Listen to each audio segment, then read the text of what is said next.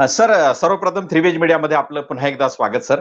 आणि त्रिवेज मीडियाच्या या सर्व प्रेक्षकांचंही पुन्हा एकदा स्वागत. आज आपण विषय घेतलेला आहे की समाजकारणामध्ये फुले शाहू आंबेडकरी विचार हा प्रभावी आहे, मात्र भारतीय राजकारणामध्ये फुले शाहू आंबेडकरी राजकारणाची पिछाड झालेली आहे का, ती का झालेली आहे, अशा सर्व अनुषंगाने आज आपण माननीय बी डी बोरकर सर यांच्याशी आपण चर्चा करणार आहोत. बी डी बोरकर सरांच्या संदर्भात आपल्याला फार काही सांगण्याची आवश्यकता नाही. बामसेपचे ते एक संस्थापक सदस्य आहेत आणि त्याचबरोबर आता गेल्या काही वर्षापासून People's Party of India Democratic या पक्षाची स्थापना बामसेपने केलेली आहे आणि त्या पक्षाचे ते सध्या राष्ट्रीय अध्यक्ष आहेत.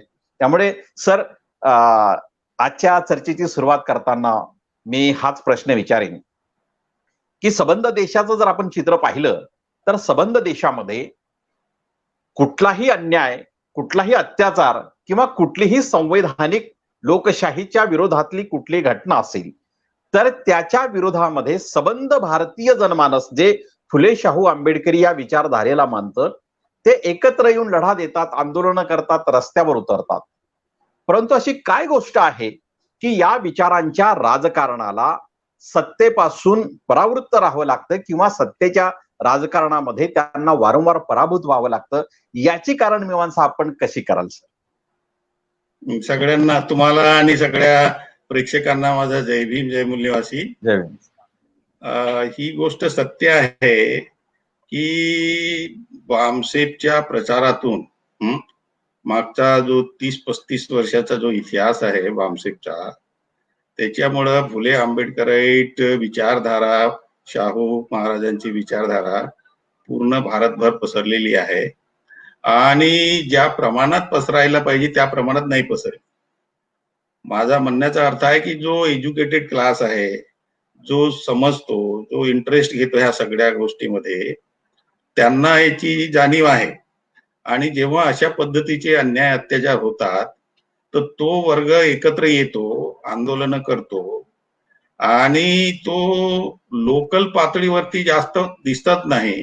जेव्हा तो राष्ट्रीय पातळीवरती एकत्र येतो तो ते जास्त दिसतो, पण लोकसंख्येच्या प्रमाणामध्ये तो तेवढा नाहीये जेव्हा तो रोडवर जातो. याचा अर्थ असा आहे की त्या प्रमाणात म्हणजे सामाजिक क्षेत्रामध्ये सुद्धा जी जागृती व्हायला पाहिजे ती ज्या प्रमाणात व्हायला पाहिजे ती झालेली नाहीये. ही रियालिटी आहे. तो आमचा प्रयत्न आहे आमच्या पद्धतीनं. पण ते समाजकारणामध्ये जरी असा ते विचार करत असले तरी राजकारणाच्या संबंधानं उदासीनता फार आहे. म्हणजे जो मनुष्य फुले, आंबेडकर आणि शाहू महाराजांना मानतो सामाजिक पातळीवरती, त्याचे जर राजकीय पातळीवरती जर त्याचे विचार आपण घेतले तर तो त्या विचारधारेला बांधेल की कमी दिसते त्याची, आणि तो जो टेम्पररी रिलीफ आपल्या समाजाला कसं मिळेल ह्या संबंधाने जास्त विचार करतो. फॉर एक्झाम्पल, कारण की मी जेव्हा प्रचारामध्ये होतो आणि समजावूनही सांगितलं लोकांना, तर त्यांचं असं म्हणणं आहे की सर आप जो बता रहे बराबर है, पर अभी आप लेट हो गए. तो मैं बोला भाई लेट कैसे हो गए, कसे काय उशीर झाला असं तुम्ही म्हणता. उत्तर भारतातल्या मी गोष्टी सांगतोय म्हणून हिंदीत बोललो. मी म्हणालो त्यांना, अरे इलेक्शन अभी तो 15 दिन है आगे, तो उसके पहले तो आए ना हम. याचा अर्थ लेट केव्हा होते, एखादी ट्रेन आपण पकडायला गेलो आणि ट्रेन सुटून गेली ना, आपण नंतर पोहोचलो तर लेट झालो, पण इलेक्शन तर समोर अजून आहे ना, तर ते लेट हो गए. तर हे त्यांचा जो तकलादूपणा आहे. फुले, बाबासाहेब आणि शाहू महाराजांना मानणाऱ्या लोकांचा सामाजिक पातळीवरती जो विचार करतात ते राजकीय पातळीवरती उदासीन आहेत. आणि मग ते असा विचार करतात की आता बीजेपीमुळे फार अन्याय अत्याचार होत आहेत आपल्यावरती, तर मग आता काय करायला पाहिजे, तर बीजेपीला कुठल्याही परिस्थितीमध्ये हरवायला पाहिजे. आणि मग बीजेपीला हरवायचं असेल तर मग हरवू कोण शकतो, म्हणजे हा एक तात्पुरता टेम्पररी त्यावेळेसच्या म्हणजे परिस्थितीच्या अनुसार ते विचार करतात. आंदोलनाच्या दृष्टिकोनातून तो विचार नसतो. ह्या गोष्टी बाबासाहेबांनी त्यांच्या काळामध्ये मांडलेल्या आहेत की बाबासाहेबांनी जे पक्ष काढले, शेड्यूल कास्ट फेडरेशन असो किंवा इंडिपेंडंट लेबर पार्टी असो, त्यावेळी सुद्धा काँग्रेसचा बोलबाला होता. आणि आपल्या समाजातील लोकांना समजावून सांगत असताना त्यांनी प्रिन्सिपल भूमिका घेतली पाहिजे लोकांनी, आणि खऱ्या अर्थानं आपलं कल्याण कोण करू शकते त्या आयडियालॉजीशी सातत्यानं जोडून राहिलं पाहिजे असं बाबासाहेबांचं म्हणणं होतं. पण त्या काळातले जर इलेक्शन रिझल्ट जर आपण बघितले तर तुमच्या लक्षात येईल की बाबासाहेबांच्या पार्टीला हरवण्यात आलं. स्पेशली 1946 जे इलेक्शन आहे, तुम्हाला सगळ्यांना म्हणजे आपल्या समाजातील लोकांना जे याचा अभ्यास करतात किंवा चळवळीशी जोडलेले त्यांना माहिती आहे की 1946च्या इलेक्शन मध्ये महाराष्ट्रामधून एकही व्यक्ती प्रॉव्हिन्शियल असेंब्लीमध्ये निवडून आला नाही, जेव्हा की ते शेड्यूल कास्ट फेडरेशनच्या तर्फे घडले.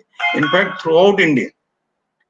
पण सामाजिकरित्या काय ते लोक त्या काळात 46ची पोझिशन मी मांडतोय, कारण की 1932ला बाबासाहेबांनी जर राऊंड टेबल कॉन्फरन्स मध्ये आपल्यासाठी जे स्वतंत्र मतदारसंघ मिळवून दिला, त्याच्यामुळे बाबासाहेबांना ऑल ओव्हर इंडियामध्ये मान्यता निर्माण झाली होती. पण 1946चे इलेक्शन येईपर्यंत त्यांचा एकही कॅन्डिडेट निवडून येऊ नये, एक्सेप्ट बेंगॉल मधून जोगेंद्रनाथ मंडल निवडून आले. तर याच्यातून आपण हे शिकू शकतो की हा जो आपण म्हणजे सामाजिक क्षेत्रामध्ये त्यांच्यामध्ये जागरूकता निर्माण झाली असं जे म्हणतो, हा तकलादू विचार अजूनही फुले आंबेडकरी लोकांमध्ये मी बघतो. त्याच्यामुळं मधल्या काळामध्ये बीएसपीच्या माध्यमातून जो सर्ज निर्माण झाला, त्याच्यामध्ये अशा पद्धतीची त्यांची भावना निर्माण झाली की नाव we can come to power. आणि त्याच्यामुळं ज्या फुले आंबेडकराईट किंवा शाहू महाराजांच्या आयडियालॉजीच्या अंतर्गत जे कोणी मंडळी राजकारण करतात किंवा जे कोणी पक्ष राजकारण करतात, तो जोपर्यंत तशा पद्धतीचा एक थ्रेशोल्ड लेवल पर्यंत आपलं आंदोलन घेऊन जाणार. एक केमिस्ट्रीमध्ये किंवा फिजिक्समध्ये एक थ्रेशोल्ड नावाची एक टर्मिनॉलॉजी आहे. म्हणजे एक एक एक एक एक बिंदू असतो, त्या बिंदूपर्यंत तुम्ही तुमचं आंदोलन घेऊन गेलात की मग ते त्याचा जो रिझल्ट आहे तो तुमच्या बाजूने निघतो. आणि आता ती जी कर्व आहे त्या लेवलपर्यंत पोहोचत नाही आहेत या सगळ्या पक्ष. हा एक मुद्दा आहे. आणि याची कारणं आहेत. त्याचं मुख्य कारण मला असं वाटते की प्रामाणिकपणाचा अभाव आहे लिडरशिपमध्ये, नंबर 1. जसा तो प्रामाणिकपणाचा अभाव लिडरशिपमध्ये आहे, तसा प्रामाणिकपणाचा अभाव म्हणजे जे स्वतःला फुले आंबेडकराईट म्हणतात त्यांच्यामध्ये आहे, सर्वसाधारण लोकांमध्ये. का बरं? जर ते स्वतःला फुले आंबेडकराईट मानतात सामाजिक क्षेत्रामध्ये, तर राजकीय क्षेत्रामध्ये फुले आंबेडकराईट विचारधारेच्या अंतर्गत ज्या पार्ट्या काम करतायत त्यांना ते वोटिंग का करत नाही? याचा अर्थ ते सुद्धा प्रामाणिक नाही आहेत. ते सुद्धा त्या लेवलवरती जाऊन वेगळ्या पद्धतीने विचार करतात. आणि मग असं जर असेल तर मग फुले आंबेडकराईट विचारधारेच्या पार्ट्या अल्टिमेटली त्या समाजाचे हक्क आणि अधिकार मिळवून देण्यासाठी कशा काय सत्तेमध्ये येतील, जर अशा पद्धतीनं समाजातील लोक विचार करत असतील तर. म्हणून प्रामुख्यानं समाजातील लोकांचं कमिटमेंट सेक्युअर करणं, राजकीय क्षेत्रासाठी त्यांचं कमिटमेंट सेक्युअर करणं हा महत्वाचा मुद्दा. दुसरा महत्वाचा मुद्दा आहे, हे तर झालं कॉमन मासेच्या संबंधाने मी बोललो तुमच्याशी. पण तुम्ही एज्युकेटेड क्लास जो आहे, एज्युकेटेड क्लासमध्ये इतकी उदासीनता आहे, कारण की राजकारण करायचं म्हटलं तर त्याच्यासाठी फार रिसोर्सेस लागतात, म्हणजे ह्युमन रिसोर्सेस लागतात. एज्युकेटेड क्लास जो आहे तो राजकीय आंदोलनाचा ह्युमन रिसोर्सेस बनायला तयार नाहीये. आणि तर तो झाला तर त्याचे काही स्वार्थ असतात, पण मला त्या संबंधानं म्हणायचं नाही. प्रत्येक मनुष्य कुठल्या ना कुठल्या लेवलवरती स्वार्थी असतो. पण राजकीय क्षेत्रामध्ये जे फायनान्शियल रिसोर्सेस लागतात ते रिसोर्सेस आंदोलनासाठी म्हणजे राजकीय आंदोलनासाठी देण्याची जी आवश्यकता आहे, आणि त्याच्यासाठी खूप जास्त पैसा लागणार नाही असं मला वाटतं. पण तो पैसा सुद्धा देत नाही. माझ्या 40 वर्षाच्या अनुभवावरून मी सांगतोय. शेवटी फुले आंबेडकराईट विचारधारेचं राजकारण करून ह्या समाजाला सत्तेवर आणण्यासाठी किती पैसा लागेल? 100 करोड, 200 करोड, 1000 करोड. 1000 करोड फार मोठी गोष्ट नाही या समाजासाठी. आज बाबासाहेबांच्या काळात होती. बाबासाहेबांच्या काळामध्ये बुद्ध आणि धम्मा जेव्हा त्यांना पब्लिश करायचं होतं आणि 25,000 रुपयाची आवश्यकता होती, तर ती नेहरूने डिनाय केलं. हे सगळ्यांना माहित आहे.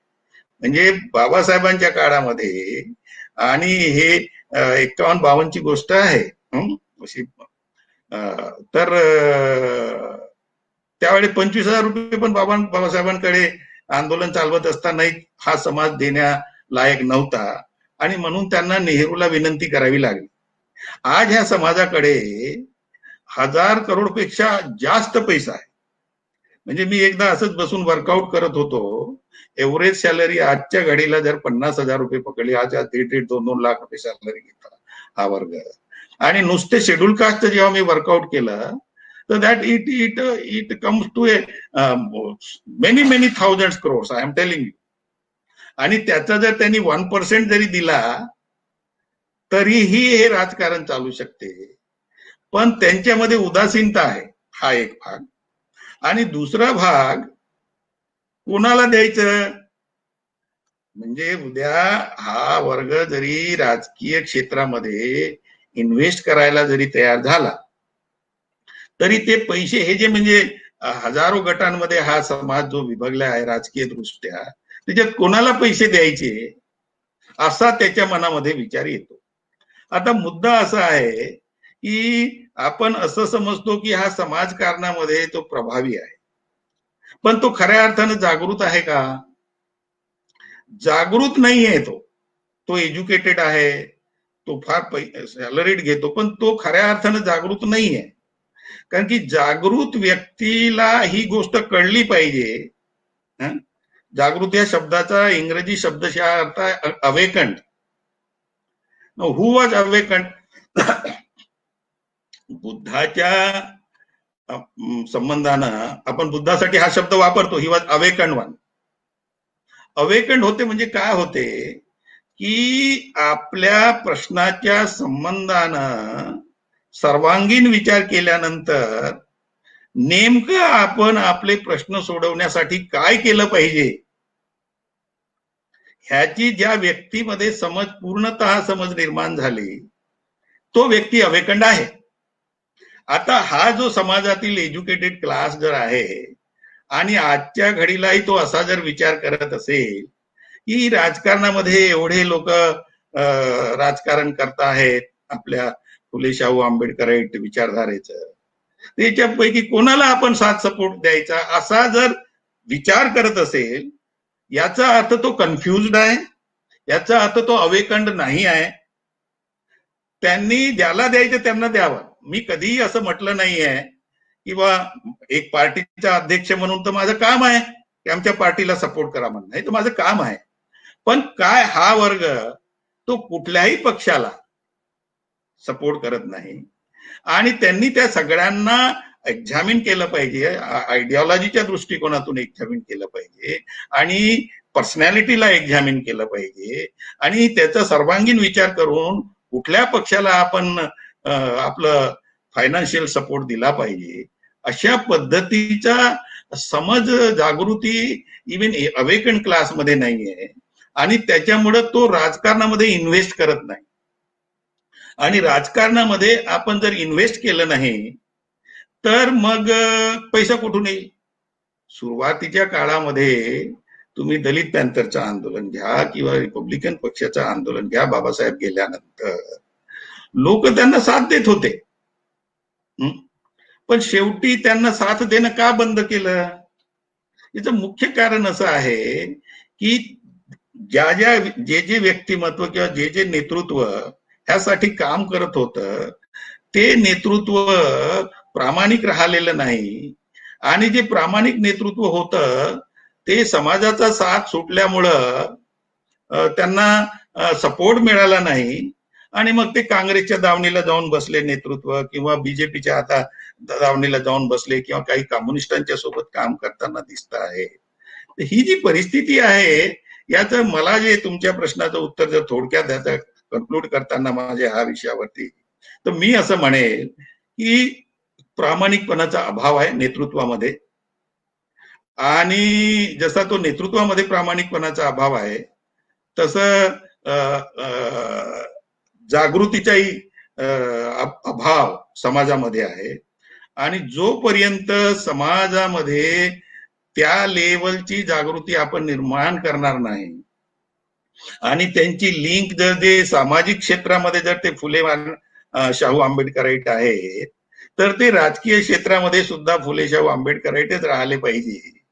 अशा पद्धतीची मानसिकता समाजाची जोपर्यंत आपण घडवू शकणार नाही, तोपर्यंत ह्या समाजाच्या हातामध्ये राजकीय सत्ता येणार नाही. ही लांब पल्ल्याची लढाई आहे आणि प्रामाणिकपणाची लढाई आहे. आणि अशा पद्धतीचं नेतृत्व जर आपल्या समाजामध्ये उदयास आलं, तर मला असं वाटते की हे पॉसिबल होणार आहे.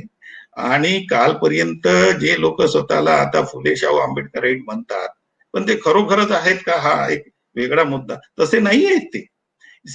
से फॉर एक्झाम्पल, फुल्यांना मानतात फार कमी प्रमाणामध्ये ओबीसीचे काही लोक मानतात. शाहू महाराजांना जे मानतात ओबीसीचे आणि थोडेफार मराठे मानतात. आणि शेड्यूल कास्टचे लोक काही म्हणजे प्रमाण तिन्ही नेतृत्वाला मानतात. पण जेव्हा ते आपल्या सामाजिक जीवनामध्ये आपलं जीवन जगताना आपण त्यांना बघतो, तर ते ना फुलेचे फॉलोअर आहेत, ना ते बाबासाहेबांचे फॉलोअर आहेत, नाही ते शाहू महाराजांचे आहेत. ते जातीय भावनेतूनच जगत असतात. आता जातीय भावना न जगणं आणि फुले शाहू आंबेडकराईट विचारधारेच्या अंतर्गत ह्या दोन म्हणजे विरोधी गोष्टी आहेत. तर याचा अर्थ त्या अर्थानं, खऱ्या अर्थानं इव्हन सामाजिक क्षेत्रामध्ये सुद्धा जी जागृती पाहिजे ती पण दिसत नाही.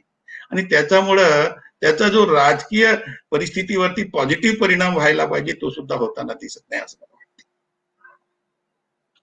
अत्यंत गुंतागुंतीची बाब आपण समोर आणलेली आहे की बाबासाहेब आंबेडकरांच्या काळातही, म्हणजे 1946 मध्ये डॉक्टर बाबासाहेब आंबेडकरांच्या नेतृत्वातील शेड्यूल कास्ट फेडरेशन किंवा राजकीय पक्षाचा पराभव झाला.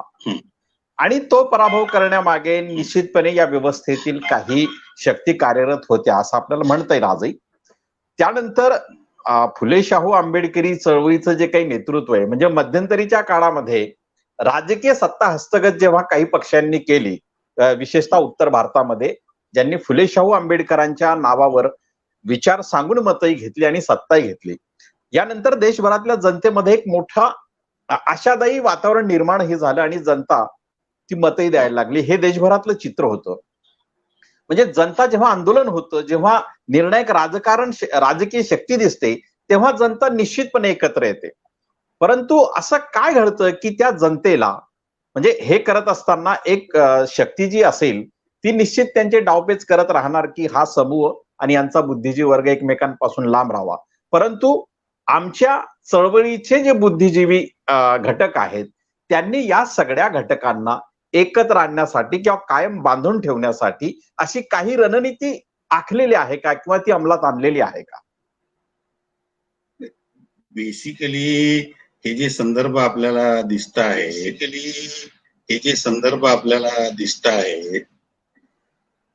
इको आहे. हा बोला सर, बोला. इको आहे करतो माईक. हॅलो. ह्या ज्या गोष्टी जे काही राजकारणामध्ये, मधल्या राजकारणामध्ये जे घडलेलं आपल्याला दिसतंय, त्याचं कारण असं आहे की ह्याच्यामध्ये बामसेफचा फार मोठा वाटा आहे. उत्तर भारतामध्ये जी जागृती निर्माण केली त्याच्यामधून ते सत्तेमध्ये आले. पण जो म्हणजे प्रामाणिकपणाचा जो अभाव आहे नेतृत्वामध्ये, त्याच्यातून, कारण की सर्वसाधारण मनुष्य जरी तो जागृत नसला तरी तो एक थोडासा विस्डम त्याच्यामध्ये आहे. म्हणजे तो प्रत्येक व्यक्ती दुसऱ्या एका व्यक्तीला किंवा नेतृत्वाला आपापल्या पद्धतीनं तपासत राहतो. आणि जेव्हा बीएसपीचं जे नेतृत्व आहे ज्याच्यातून राजकीय सत्ता आली त्या नेतृत्वाकडे पण तो बघतो. त्याच्या विचार करण्याच्या पद्धती ज्या सुरुवातीला होत्या तशाच आहेत का, किंवा त्याच्यामध्ये बदल झाला, किंवा ते म्हणजे खरोखरच म्हणजे सुरुवातीच्या काळात जे प्रॉमिसेस त्यांनी केले की आपण म्हणजे शेड्यूल करा, हे बॅकवर्ड क्लासेस आणि मायनॉरिटी मिळून एकत्र येऊन आपण आपलं राजकारण केलं पाहिजे. तर त्यांच्या जे ऍक्च्युअल सत्तेत आल्यानंतर त्यांचा जो बिहेवियर पॅटर्न आहे, म्हणजे सत्ता कशासाठी, सत्ता समाजाचे अधिकार ज्या समाजांनी त्यांना सत्तेमध्ये आणलं त्या समाजाचे घटनात्मक अधिकार त्यांना मिळवून देण्यासाठी सत्ता आहे. पण जेव्हा सत्तेचा वापर त्या समाजाचे अधिकार मिळवून देण्यासाठी होताना दिसत नाही जनतेला, ते बऱ्याचशा गोष्टी त्याच्यामध्ये आहे. ज्यांच्या विरोधामध्ये राजकीय पक्ष निर्माण केला त्यांच्याशी जेव्हा ते साडगाठ करताना दिसतात, म्हणजे कांशीरामजीच्या नेतृत्वातही ह्या गोष्टी घडल्या. म्हणजे डेव्हिएशन आहे. म्हणजे बीजेपीशी मिळून सत्ता उपभोगण्याचा कार्यक्रम कांशीरामजीच्या काळात झाला आणि कांशीरामजीच्या काळामध्ये झाल्यामुळं त्यांच्या नेतृत्वाच्या अंतर्गत जे काही नेते मंडळी नंतर निर्माण झाले बीएसपी मध्ये ते सुद्धा तसेच विचार करायला लागले. हा प्रकार घडतो. नेतृत्वाचा म्हणजे जे वरिष्ठ नेतृत्व आहे, वरिष्ठ नेतृत्वाच्या विचारसरणीचा आणि कार्यपद्धतीचा परिणाम त्यांच्या अंतर्गत जे नेतृत्व काम करत राहते त्यांच्यावरती तसाच होतो. आणि त्याच्यामुळे नंतरच्या काळात तुमच्या हे लक्षात येईल की मायावतीने ज्या पद्धतीनं राजकारण चालवलं तर सगळ्यांना ते विदित आहे आणि त्याच्यामुळं आज ती लोकांना ऍक्सेसिबल नाहीये. म्हणजे ते सगळं राजकारण आता तो कोणता मिश्रा आहे, त्याचं नाव पहिलं नाव आता आठवत नाही बरेचदा, सतीश मिश्रा. म्हणजे मला अशा पद्धतीची इन्फॉर्मेशन आहे उत्तर भारतामध्ये मी फिरत असताना की सतीश मिश्राच्या 3 मुली ते 8-8 घंट्याच्या ड्युटी लावतात मायावतीच्या प्रायव्हेट सेक्रेटरी म्हणून.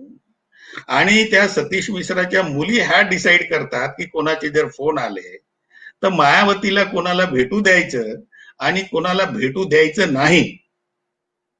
म्हणजे त्याच्यासाठी मग काही बहाणे सांगून वगैरे. ही जर परिस्थिती असेल तर मला हे सांगा की नेतृत्व जर आपल्या जनतेला ऍक्सेसिबल नाहीये, म्हणजे जनतेचं काय म्हणणं आहे ते समजून घेण्यासाठी त्यांची तयारी नाही आहे, किंवा अशा पद्धतीनं म्हणजे जे राजकारण चालवण्याचा मुद्दा झाला, तर मला असं वाटतंय की मी पहिल्यांदा सुरुवातीच्या प्रश्नामध्ये मी उत्तर दिलेलं आहे की जो प्रामाणिकपणाचा जो अभाव आहे, नेतृत्व हे ऑल द टाइम त्यांनी घेतलेली जी वैचारिक भूमिका आहे त्याच्याशी ते प्रामाणिक राहायला पाहिजे. तर तसं ते प्रामाणिक राहताना दिसत नाही आणि त्यांचे सेल्फ इंटरेस्ट डेव्हलप होतात. आता हे जे सेल्फ इंटरेस्ट डेव्हलप होतात त्याच्यामुळे हे सगळे प्रॉब्लेम्स निर्माण होतात. आणि हे जवळजवळ तुम्ही म्हणजे सगळ्या जे रिपब्लिकन पक्षाचं नेतृत्व आहे बाबासाहेबांच्या नंतर जे उदयास आलं त्यांचं जर तुम्ही एक्झामिनेशन केलं किंवा बीएसपी मध्ये जे नेतृत्व निर्माण झालं त्यांचं जर एक्झामिनेशन केलं तर तुमच्या अशा लक्षात येईल की ते अल्टिमेटली आपल्या पर्सनल इंटरेस्ट वरती ते जास्त लक्ष देतात आणि समाजाचे इंटरेस्ट त्याच्यात ते फोरगो करताना दिसतात. आणि म्हणून मग समाज तितक्या त्या लेवलपर्यंत तो जागृत आहे का, जागृत आहे की त्याला जे मिळायला पाहिजे आपल्या लोकांची सत्ता आल्यानंतरही जर आपल्याला मिळत नसेल तर मग तो स्वाभाविक विचार करतो की मग यांना आणून नाही आणून काय फायदा आहे. मग तो असाही विचार करतो मग काँग्रेस त्याच्यापेक्षा काय वाईट आहे का. कारण की शेवटी काही लोक त्या काळामध्ये ज्या काही धोरणं काँग्रेसने राबवले, म्हणजे आज आमच्यासारखे माणसं किंवा बरेचसे ऑफिसर झालेले दिसतात समाजातील लोक, हे सुरुवातीच्या काळामध्ये एज्युकेशन पॉलिसी ज्या पद्धतीनं राबवल्या गेल्या आणि बाबासाहेबांच्या आंदोलनातून जी लोकांमध्ये जागृती निर्माण झाली तर एज्युकेशनला जास्त महत्व देण्यात आलं. पण आज ना हे लोक पॉलिसीज प्रॉपर बनवत आहेत जे सत्तेत येतात, उदाहरणार्थ म्हणजे बीएसपीच्या संबंधानं बघतोय.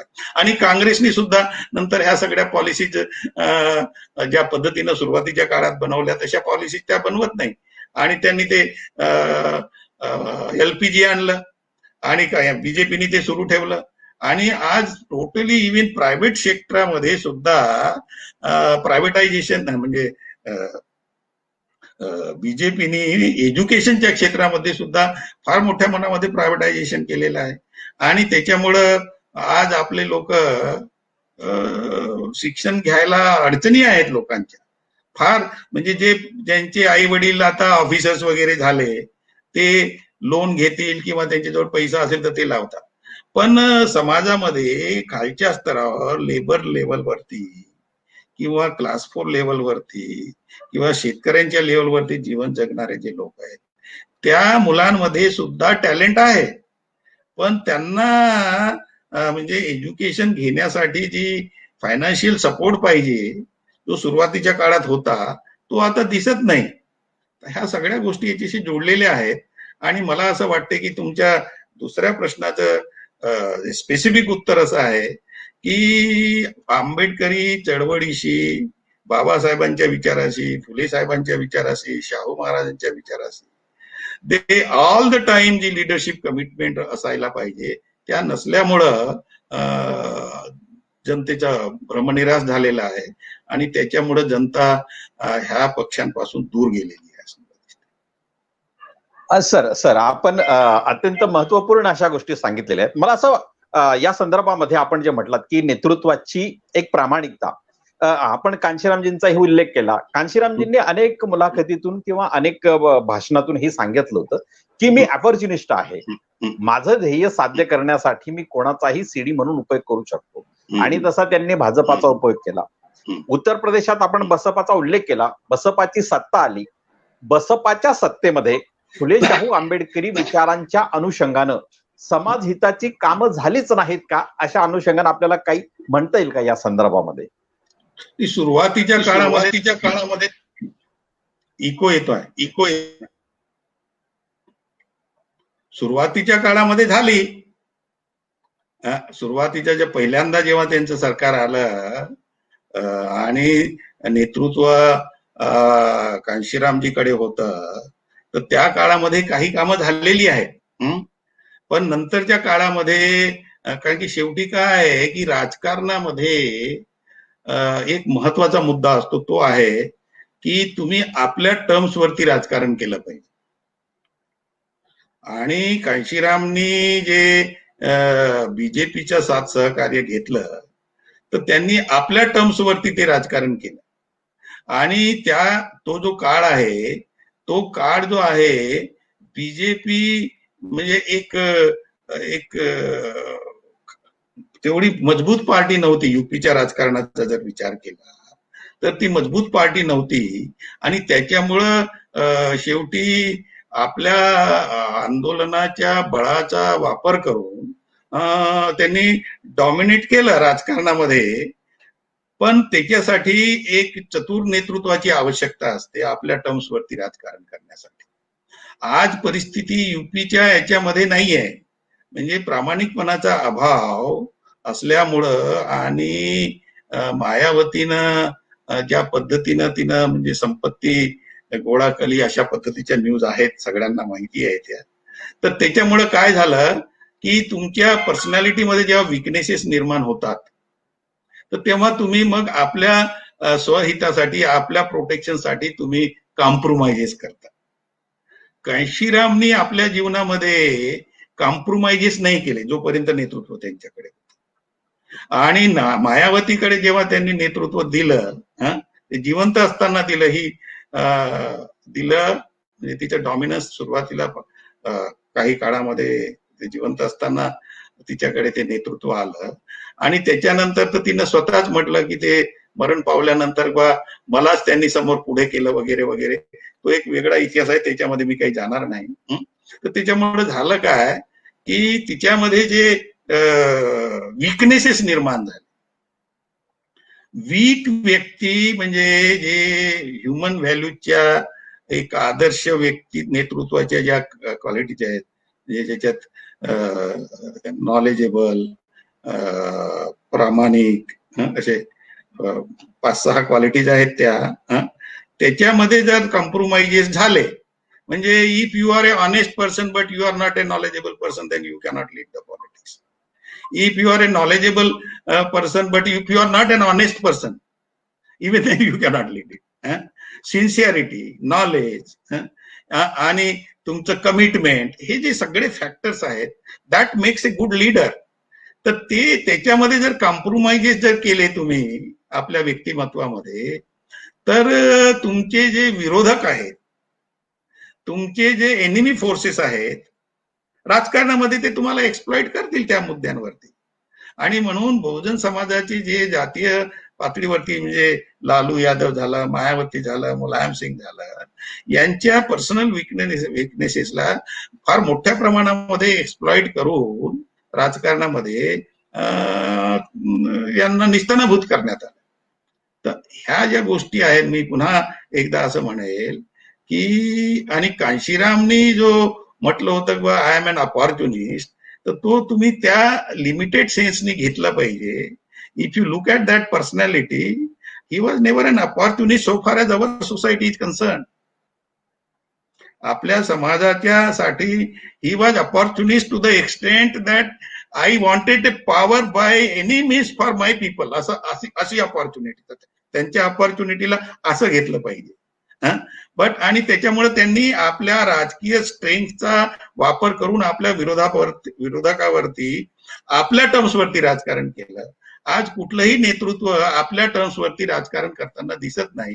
आणि त्याच्यामुळं अपोजिशन्स आणि म्हणजे विरोधी, त्यांचे विरोधक आणि त्यांचे दुश्मन पार्टी जे आहेत ते त्यांना एक्सप्लॉइट करून जे काही आपल्याला जे मिळायला पाहिजे ते मग मिळताना दिसत नाही. आता एक प्रश्न माझा असा आहे की पीपीआयच्या राजकारणाच्या कडे वळण्यापूर्वी मला एक प्रश्न असा विचारायचा आहे की बामसेफ हे संघटन, आपण त्याचे संस्थापक सदस्य आहात, गेली 40 वर्ष हे कार्यरत आहे. बामसेफ हे खास करून मध्यमवर्गीयांचं संघटन आहे. परंतु मध्यमवर्गीयांच्या संघटनामध्ये किंवा बामसेफला तोडण्यासाठी की अन्य काय कारण, हे तुम्ही मला वाटतं विश्लेषण करावं.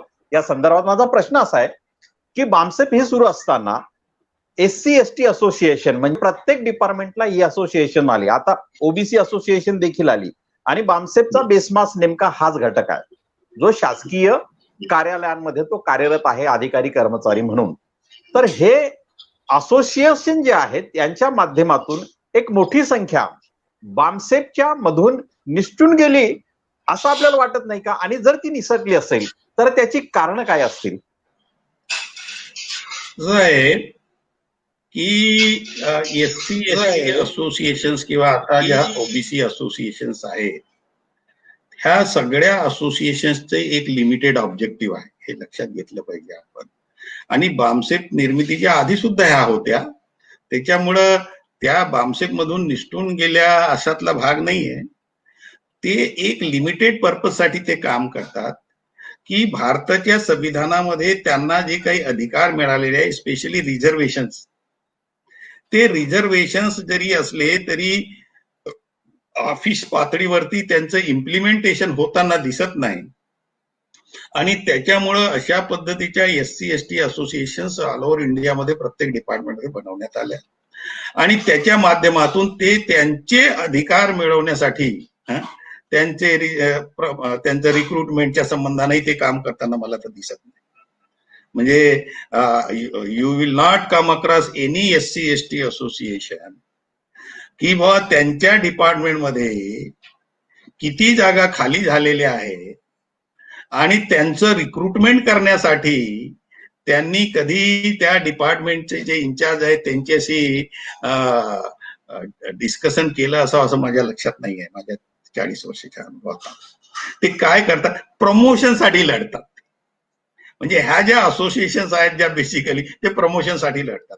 पण जे समाजातील जे घटक आहेत की प्रत्येक डिपार्टमेंटमध्ये जे जागा खाली झाल्या त्या ते म्हणजे वॉचडॉगचं काम करायला पाहिजे आणि त्या जागा तुम्ही का भरल्या नाही, अशा पद्धतीचं काम करताना कुठल्याही असोसिएशन दिसत नाही. फक्त त्यांचे प्रमोशनचे मुद्दे घेतात आणि त्या लिमिटेड पर्पज साठी आहे.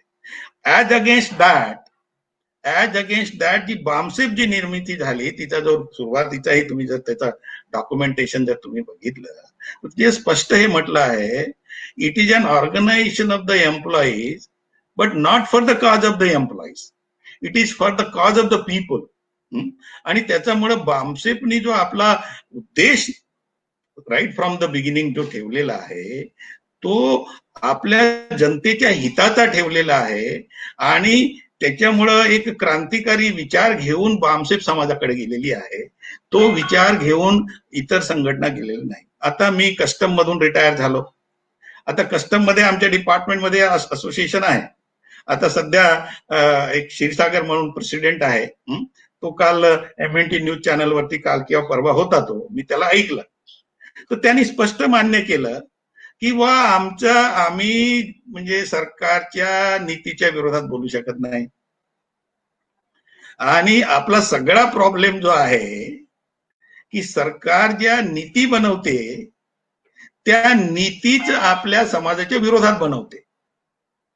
आणि हा जो SC ST असोसिएशन जे आहे त्या नीतीच्या विरोधात बोलता येत नाही त्यांना. आणि म्हणून मग ते त्या रिझर्वेशनच्या चौथीभोवती फिरत राहतात आणि ते प्रमोशन पर्यंत. तर त्याच्यामुळे ते बामसेफ मधून निष्ठून गेलेले नाही. बामसेफला एक व्यापक लोक आहे, पण बामसेफच्या सारखा विचार करणारे लोक त्या असोसिएशन्स मध्ये आहेत नाही असं नाही म्हणता येत, त्याच्यात आहेत ते लोक. आणि असा जो वर्ग आहे तो आपल्या डिपार्टमेंटल असोसिएशन मध्ये त्यांचे जे प्रश्न आहेत त्या लेवलवरती तो काम करतो. आणि ऍट द सेम टाइम म्हणजे हे जे ओव्हरऑल बाबासाहेबांच्या फुले साहेबांच्या चळवळीचं एक क्रांतिकारी जे ऑब्जेक्टिव्ह आहे सामाजिक क्रांती घडवून आणण्याचं, त्याला सुद्धा तो साथ सहयोग देतो. अदरवाईज बामसेफला वाढताच आलं नसतं. जर बामसेफ ऑल ओव्हर इंडियामध्ये वाढली याचा अर्थ असा आहे की, आणि कर्मचारी वर्ग आहे तर असा एक कर्मचारी वर्ग आहे की जो आपापल्या असोसिएशन मध्ये तर काम करतोच, पण त्याला असं वाटतंय की हे जे लार्जर ऑब्जेक्टिव्ह आहे हे खऱ्या अर्थाने हे फुलफिल झालं पाहिजे आणि त्याच्यासाठी तो साथ सहयोग देतो. आणि त्याच्यामुळे बामसेफची ही निरंतर आवश्यकता आहे समाजाला, असं मला वाटते. मला वाटते ह्या संबंधाने हे पर्याप्त होईल. सर, आपल्या बोलण्यातून एक आलं म्हणजे असोसिएशन ज्या आहेत ह्या काही का असेना, परंतु अंशतः जरी आपण मान्य केलं त्यात बामसेफच्या एक शॅडो ऑर्गनायझेशन म्हणून अप्रत्यक्ष कार्यरत आहेत. सर, आता याच्या पुढची बाब अशी आहे की देशभरामध्ये आता म्हणजे बामसेफ ज्या सरकारी कर्मचाऱ्यांच्या याच्यातून येते संघटनात्मक पातळीवर, तर त्या सगळ्याच डिपार्टमेंटचं म्हणजे संविधानामध्ये जे सामाजिक किंवा समाजवादी अर्थशास्त्र जे काही बोललं जातं सांगतं संविधान, त्याच्या विरोधात म्हणजे देशातल्या सर्व सार्वजनिक संस्था या खाजगीकरणाकडे ह्या दिल्या जात आहेत, प्रायव्हेटायझेशन त्यांचं केलं जात आहे. तर असं जर असेल तर ह्या फुले शाहू आंबेडकरी विचार मांडणाऱ्या नव्या येणाऱ्या वर्गाचं किंवा नव्या येणाऱ्या तरुणांसाठी या देशामध्ये नेमकं काय शिल्लक राहणार आहे प्रतिनिधित्वासाठी, याच्यावर आपण नेमका काय तोडगा काढाल किंवा यावर कसा आपण मार्ग काढाल? मला असं वाटतं की मला असं वाटतं की हा जो प्रश्न आहे, जर इकॉनॉमिक क्षेत्रामध्ये हे जे प्रायव्हेटायझेशनचं किंवा ग्लोबलायझेशनचं जे नीती निर्माण आणली आणि ते प्रभावीपणे ते राबवत आहे आणि त्याच्यामुळं गव्हर्नमेंट जॉब्स वगैरे कमी झाले आणि मोस्टली याचा जो फायदा जो आहे कर्मचारी वर्गांना जास्त होतो. कशाचा होत होता? गव्हर्नमेंट सेक्टरचा, प्रायव्हेट गव्हर्नमेंट सेक्टर किंवा पब्लिक सेक्टर, तर त्याच्यामुळं लोकांना जॉब्स या क्षेत्रामध्ये मिळत होते.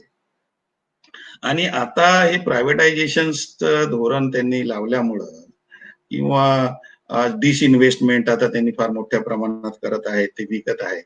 तर ऑब्व्हियसली हा जो मध्यम वर्ग निर्माण झाला फुले आंबेडकरी आणि शाहू महाराजांच्या विचाराच्या चळवळीमध्ये, हा बेसिकली हा कर्मचारी वर्ग निर्माण झाला. आणि समोर आता जॉब्स कमी करत आहेत. काल अन्सारी साहेबही बोलले की दरवर्षी काँग्रेसच्या काळामध्ये जवळजवळ 1800 लोक जे आहेत ते IAS अँड अलाइड सर्व्हिसेस साठी दरवर्षी तेवढ्या पोस्ट ते काढायचे. आता त्यांनी बीजेपीच्या काळामध्ये ते 800 पर्यंत आणले. म्हणजे 1000 लोक त्यांनी दरवर्षी कमी केले. तर तुम्ही समजू शकता की किती मोठ्या प्रमाणामध्ये जो SC ST OBCचे लोक जे हा जो मध्यम वर्ग निर्माण करण्यामध्ये तो आला असता तो नाही आला. आणि त्याच्यामुळं ओव्हरऑल ह्या आंदोलनाला जो फायनान्शियल सपोर्ट जो मिळायला पाहिजे तो मिळत नाही. आता तुमचा प्रश्न असा आहे की तिथून मार्ग काय?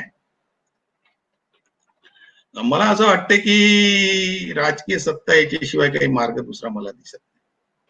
मी परवाही बोलत होतो की हे जे काही आंदोलन आपले लोक करत आहेत, म्हणजे MNT न्यूज नेटच्या वरती मी बोलत होतो OBCच्या संबंधानं, की आपण आपली प्रोटेस्ट मुवमेंट चालवू शकतो की तुम्ही आमचे अधिकार देत नाही. OBCचे लोक, SCचे लोक वेगवेगळे असो किंवा एकत्र येऊन एक प्रोटेस्ट मुवमेंट करू शकतात की भारताच्या संविधानामध्ये आम्हाला हे अधिकार दिलेले आहेत आणि ते आम्हाला मिळाले पाहिजेत, अशा पद्धतीने एक प्रोटेस्ट लॉन्च करू शकतात. आणि त्या प्रोटेस्टचा केवढा दबाव पडतो सत्तेवरती त्या प्रमाणामध्ये ते रिलीज करतील किंवा रिलीज करणार नाही अधिकार. पण खऱ्या अर्थानं जर आपल्याला आपले कॉन्स्टिट्यूशन मधले अधिकार जर पाहिजे असतील तर ते ह्या देशाची सत्ता जोपर्यंत मूल निवासी बहुजन समाजाच्या हातामध्ये येणार नाही तोपर्यंत त्यांना त्यांचे अधिकार मिळणार नाही. उगीच बाबासाहेबांनी आपलं समाजकारण सुरू केल्यानंतर राजकारणामध्ये जे त्यांनी उडी घातली याचं कारण मुख्य आहे की political power is potent thing. You see, त्या देशाच्या तिजोरीमध्ये जो पैसा आणला जातो टॅक्सेशनच्या माध्यमातून त्याचं वितरण कसं करायचं, कोणाच्या झोळीमध्ये किती पैसे टाकायचे, हा अधिकार ज्या लोकांच्या हातात आहे ते ठरवतात. आणि मागच्या 70-72 वर्षापासून ही सत्ता जे सो कॉल्ड हायकास्टचे लोक आहेत त्यांच्या हातामध्ये आहे आणि त्याच्यामुळे ते ठरवतात की कोणाच्या झोळीमध्ये किती पैसा टाकायचा. आणि हे तेच लोक आहेत जे संविधानाच्या आधी सत्तेमध्ये होते. आणि त्याच्यामुळं मी असं म्हणेन की they have appropriated the political power.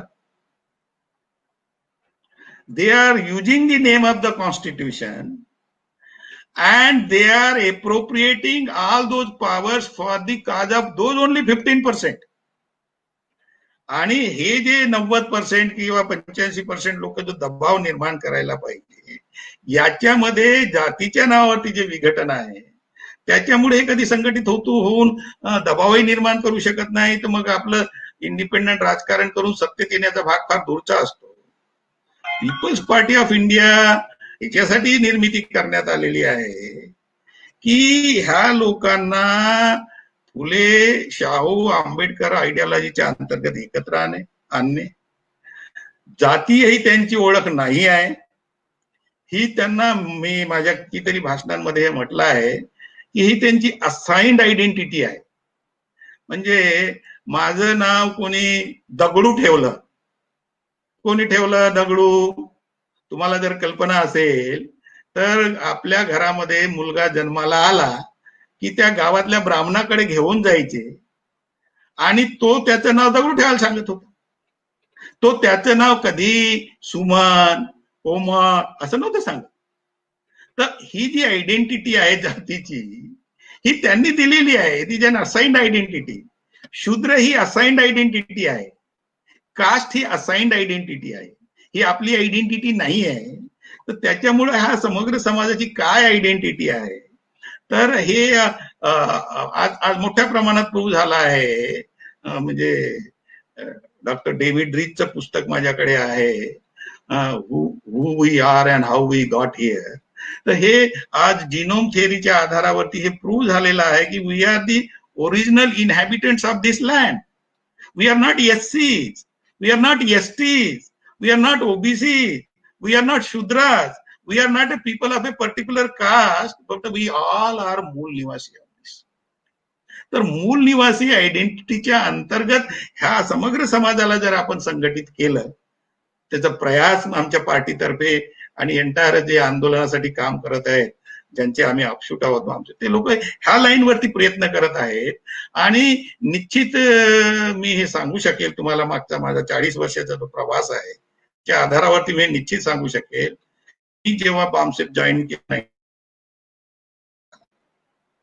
आणि आज 2020 मध्ये ह्या दिशेनं डेफिनेट पॉझिटिव्ह चेंज आहे. 77-78 ला फार मोठ्या प्रमाणात विरोध होत होता. महाराष्ट्रामध्ये तर होतच होता, मी झेललेला आहे तो विरोध. पण आज महाराष्ट्रामध्येही तो विरोध नाही आहे आणि बाहेरही नाही आहे. आणि लोक समजायला लागले आहेत की आपण काही म्हणजे कुठल्या जातीचे लोक नाही आहोत.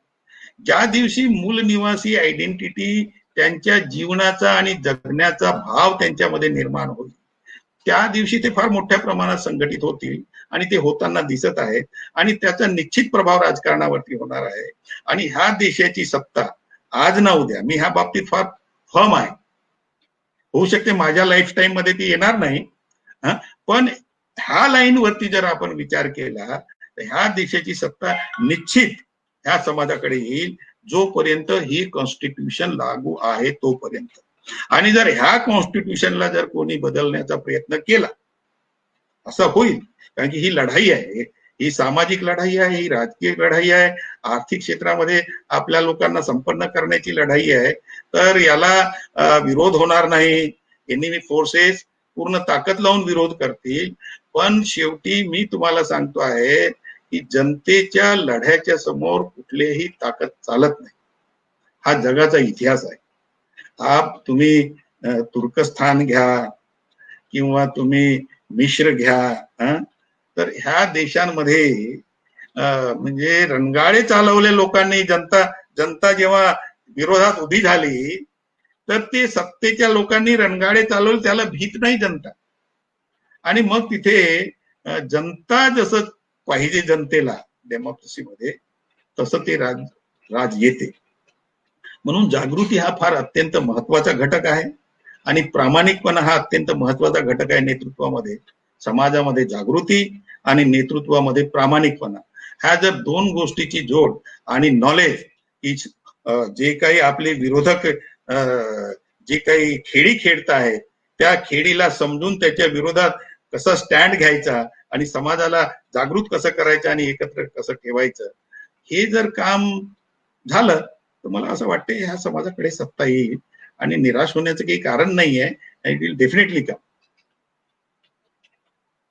अत्यंत महत्वपूर्ण आशावाद आपण जागवलेला आहे. परंतु या सध्याच्या सत्ताधारी वर्गाने, म्हणजे आपण म्हटलात की संविधानाच्या पूर्वीही हा सत्ताधारी जातवर्ग सत्तेतच होता, सामाजिक धार्मिक जो काय असेल, आणि आजही तो सत्तेत आहे. ह्या पब्लिक सेक्टरचं त्यांनी प्रायव्हेटायझेशन चालवलं, याच्यावर राजकीय सत्ता मिळवणं हाच एक उपाय आहे असं आपण म्हटलात. पीपीआयची स्थापनाही आपण केलेली आहे. आज शॉर्ट टर्म असं आपल्याला दिसतंय का की पीपीआयची रणनीती, पीपल्स पार्टी ऑफ इंडियाची रणनीती या राजकीय सत्ताच्या बदलासाठी काही करू पाहते आहे, किंवा राष्ट्रीय पातळीवर एक आघाडी जे संवैधानिक लोकशाही व्यवस्थेच्या बाजूने आहेत अशा पक्षांना घेऊन एखादी राष्ट्रीय आघाडी करण्याच्या तयारीत आहे का, किंवा त्या अनुषंगाने काही शॉर्ट टर्म पॉलिटिक्स आपल्या पीपीआयने ठरवलेलं आहे का, किंवा त्याची काही शक्यता आहे का? या संबंधानं मी मला वाटते याच्यापूर्वी जेव्हा मला असं वाटतं की पीपल्स पार्टी ऑफ इंडियानी जो म्हणजे आपला पॉलिसी जी डिसाईड केली की आम्ही अलायन्स पॉलिटिक्स मध्ये जाणार नाही, आम्ही आयडिओलॉजिकल पॉलिटिक्स करणार, हा आमचा स्टँड कायम आहे. आणि शॉर्ट टर्म याच्यामध्ये जे अशा पद्धतीचा अलायन्स करण्याची वगैरे काही भूमिका आहे का बा पार्टीची, हा जो तुमचा प्रश्न आहे, तर मला ऑल ओव्हर इंडिया मधून निरनिराळ्या कार्यकर्ते समाज जीवनामधले जे तुमच्यासारखे जे प्रामाणिक कार्यकर्ते आहेत भारतभर आहेत, त्या लोकांच्या ह्या भावना आहेत. तिच्या पूर्वीही मला असं वाटते की मी बहुतेक एप्रिल मे महिन्यामध्ये एक दिल्लीला काही लोकांनी एक मीटिंग सगळ्या पक्षांच्या लोकांना, सामाजिक संघटनांना आणि निनाड्या पक्षाच्या लोकांना दिल्लीला बोलावले होते. तर मी त्यांना प्रॉमिस, ते एक्स बामसेफचे जुने कार्यकर्ते आहेत आणि ते सुद्धा हे जे वातावरण जे दिसते आहे तोडफोडचं, त्याच्यामुळं त्यांना असं वाटतं की काय होईल म्हणून त्यांनी ती बोलावली होती. तर मी त्यांना प्रॉमिस केलं होतं की मी येईल. तर त्याच्यामध्ये बरेचसे जे बीएसपी मधून बाहेर पडलेले लोक आहेत, निराळ्या कारणास्तव पडले असतील. ते का पडले, त्यांना काढून देण्यात आलं, ते स्वतः बाहेर पडले, याच्याशी मला काही घेणं देणं नाही. पण ते लोकही तिथे होते, आपल्या महाराष्ट्रातले लोक पण होते आणि जे म्हणजे राष्ट्रीय पातळीवरती काम करत होते बीएसपी तेही होते तिथे. तर हा जो एक भाव आहे की सगळ्या लोकांनी एकत्र येऊन काम केलं पाहिजे, हा मोठा चांगला वाटतो. आणि सगळे लोक एकत्र येण्याचा जो भाव आहे, हा सामान्य माणसाचाही तोच विचार आहे. म्हणजे तुम्ही सामान्य माणसाकडे जा, वोट मागायला जा, तर तुम्ही काय म्हणजे चौचिंदी केलेली आहे, इतक्या पार्ट्या घेऊन बसलेले आहेत, काही होताना दिसत नाही, तुम्ही सगळे एकत्र येऊन का नाही लढत, असं तो बोलतो. आणि ह्या समाजातला जो इंटलेक्च्युअल क्लास स्वतःला समजतो तोही असंच बोलतो, त्याच्यात काही वेगळं नाही बोलत. तर मग what intellectuality is there? After all intellectual लोकांनी याचं सोल्युशन काढायला पाहिजे की बुवा हे एकत्र का नाही येत. त्यांना एकत्र या असं म्हणण्यापेक्षा हे एकत्र का येत नाही, त्यांनी आपल्या बुद्धीचा वापर करून की काय ती कारणं आहेत ज्या कारणास्तव हे एकत्र येत नाही. आणि जर ह्या कारणाची मीमांसा जर हा इंटलेक्च्युअल क्लास करेल आणि त्या प्रत्येक नेतृत्वाला जर तो एक्झामिन करेल, तर मला असं वाटतंय की त्याला तेच दिसेल जे मी तुम्हाला सुरुवातीला सांगितलं की तो प्रामाणिकपणाचा अभाव आहे. मग तो जर आपल्या स्वार्थासाठी जर हे लोक एकत्र येत असतील तर खरोखरच समाजाचं कार्य होईल का? मी तुम्हाला एक उदाहरण देतो, फार पूर्वीचं आहे, बामसेफचं आहे, पण हे महत्वाचं आहे. मी एक माझ्या पुतणीचा साखरपुडा होता नागपूरला, मी तो अटेंड करायला गेलो. म्हणजे मी जाणून बुजून नाही गेलो, ते माझ्या वडिलांनी ते लग्न जोडलं होतं, कारण की माझा एक मानलेला भाचा होता, मी मानलेली पुतणी होती आणि मी अचानक कुठून तरी टूर वरून नागपूरला गेलो, तर त्या कार्यक्रम असल्यामुळे मी तिथे अटेंड केलं.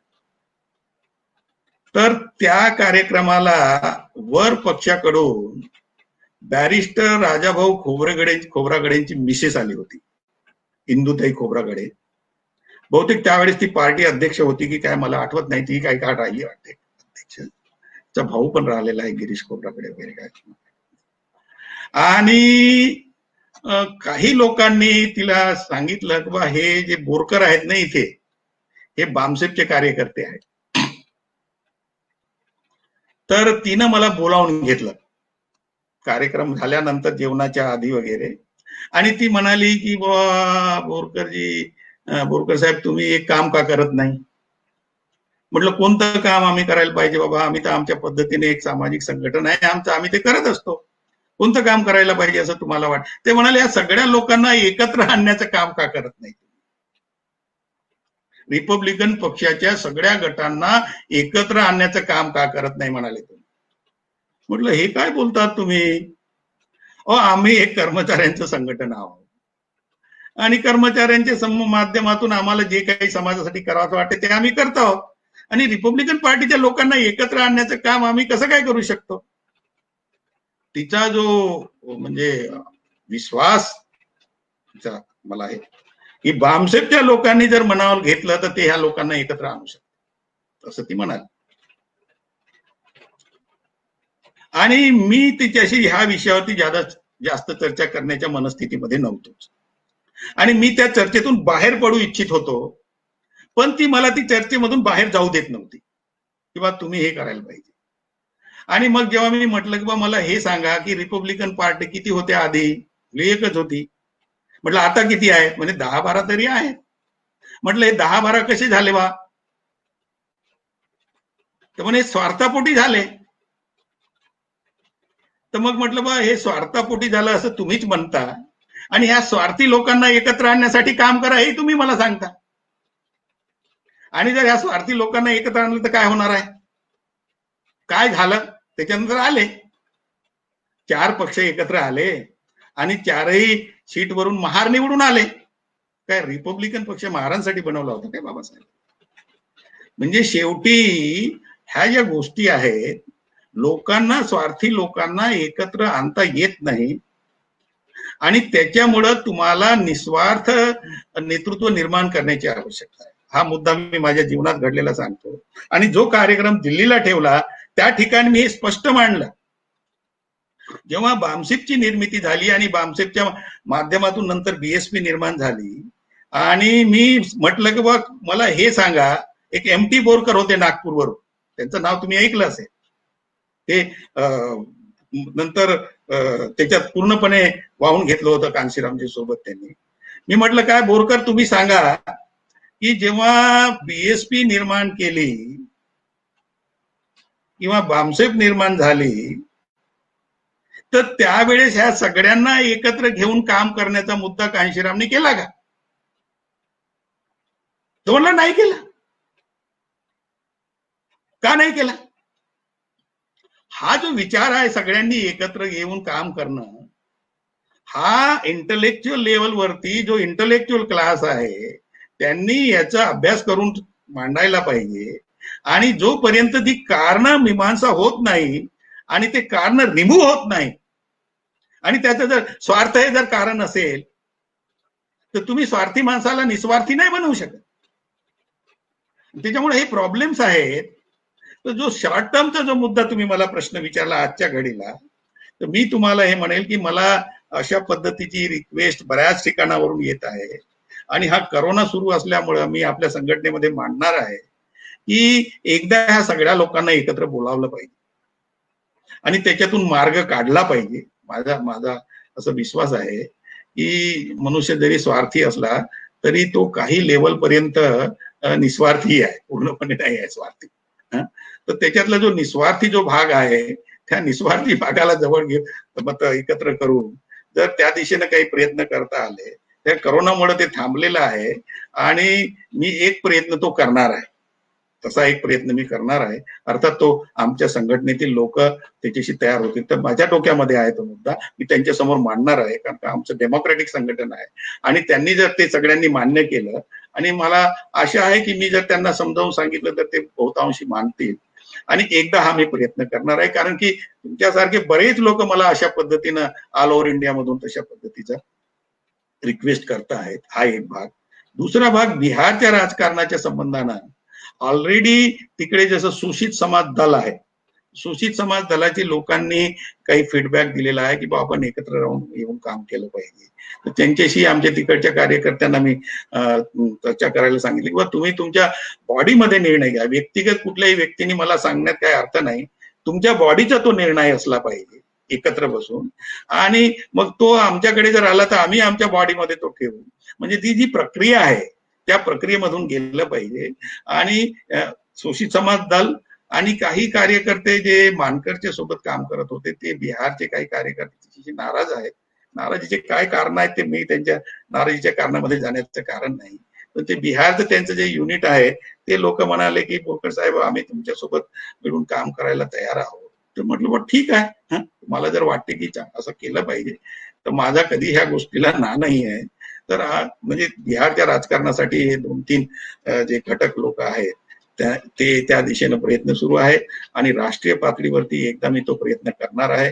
पण मला असं वाटते की तो सक्सेस हो, चांगली गोष्ट. सक्सेस नाही झाला तरी हे काम करायचं आहे.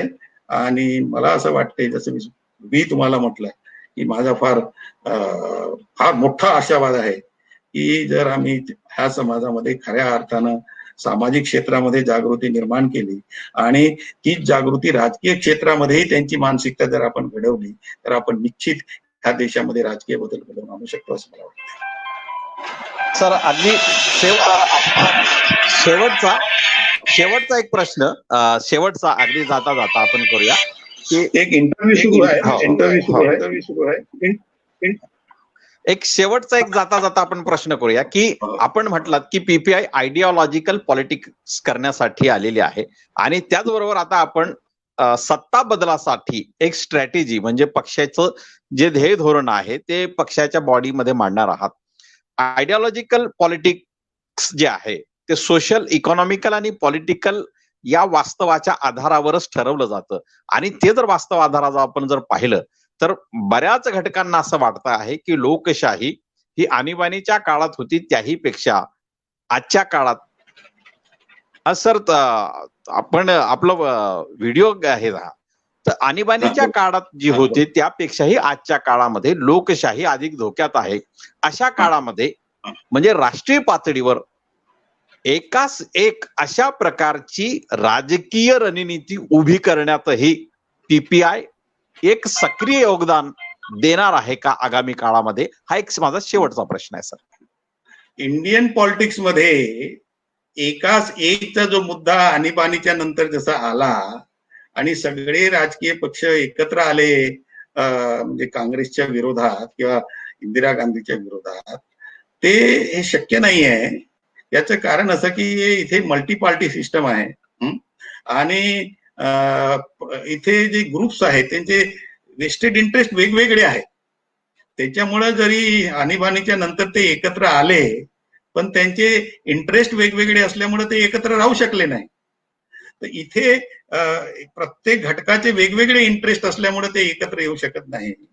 पण आम्ही जी लाईन घेऊन चाललो आहे की मूळ निवासी आयडेंटिटीच्या अंतर्गत जर आपण सगळे एकत्र झालो तर एकाच एकचा प्रकार समोरच्या काळामध्ये निर्माण होऊ शकतो.